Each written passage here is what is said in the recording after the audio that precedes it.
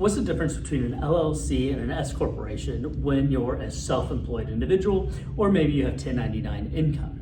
Well, these are two different concepts, but they're really tied together when it comes to taxes. Now, an LLC is a legal business entity, where an S-corporation is just a tax form, essentially, or the form you're going to use for filing your tax return. So they're really two different things. They are interrelated because in order to make that election for an S-corporation, you must have an LLC or another business entity type set up. LLC just happens to be the most common type, especially for self-employed individuals.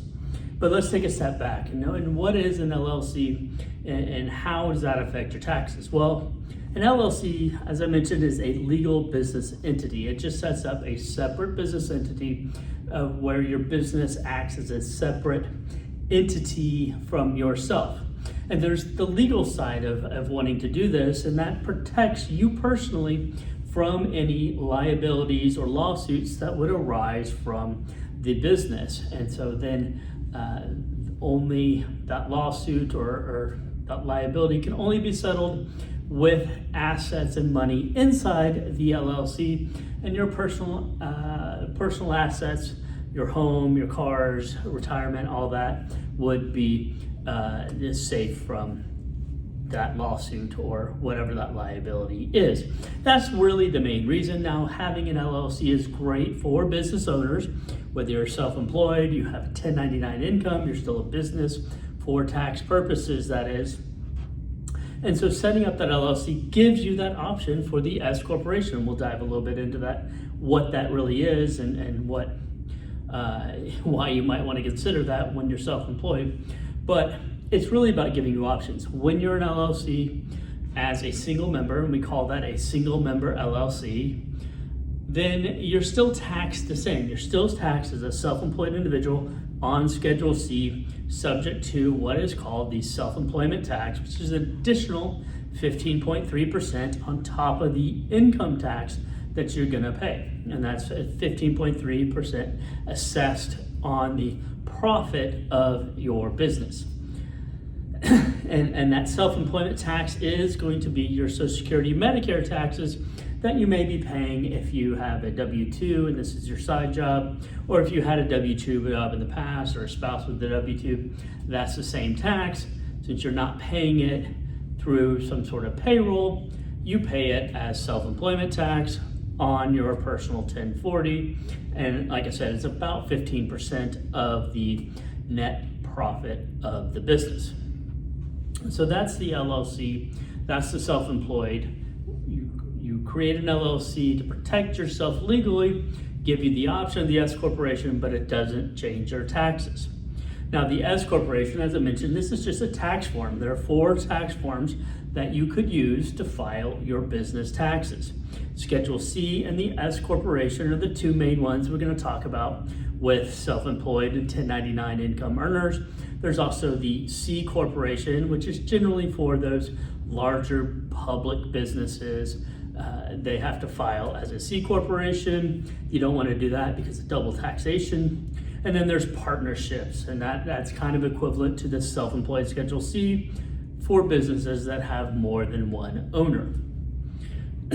That is your default. If you have an LLC with multiple members, you default to that partnership. So with this, we're just going to talk about the S-corporation as it relates to a single member LLC. Having that LLC set up allows you to make that election. So you default to the Schedule C, but you can elect to be an S-corporation. And why might you want to do that? Well, it's about that self-employment tax that I talked about. That 15.3% of tax assessed on the profit of the business. Well, that doesn't apply to the profits of an S-corporation. So at the end of the day, when you get to the profit of the S-corporation, you save that 15.3%. Now, all good things don't come with some give and take, as it were. So in order to get that benefit of not paying that self-employment tax, you do have to pay yourself as an owner of the business, working in the business, you have to pay yourself a W-2 salary. and that salary is what they define as a reasonable wage. They don't tell you how much it is, but you do have to pay yourself a reasonable wage if you work in your business. And that W-2 wage, as I mentioned earlier, is going to have those employment taxes, which is what that same thing as the self-employment tax, the Social Security, the Medicare tax. Those are going to be paid and taken out of your paychecks through the payroll system and through your quarterly payroll reports that you would need to file on a federal. You also need to file state employment taxes if your state has some income and employment taxes as well. But I'm not going to dive into the states because it's going to be different for every state. Really just focusing on the federal level. And that's federal level, you're going to be paying on whatever the reasonable salary is, that amount you're going to be paying both your employee and employer, because you're the employee and you are the owner and employer. And it comes out to, again, that same about 15% of whatever your reasonable wage is. Now let's put a little numbers in here, make things easier. You make $100,000 of profit in your Schedule C income, you're gonna pay about $15,000 of self-employment tax on top of your income tax.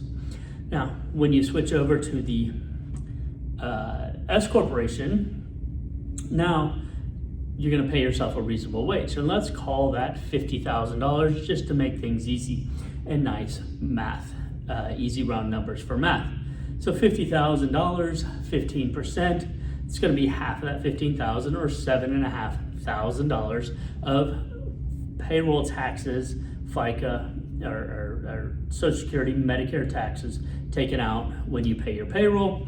You now come down to $50,000 approximately of net profit in that business.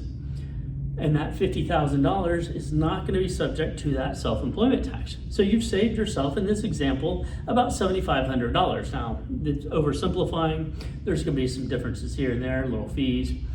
Things work out, don't work out exactly evenly, but you're going to, in that example, $100,000, $50,000 of income, you're going to save about $7,500 of self-employment tax.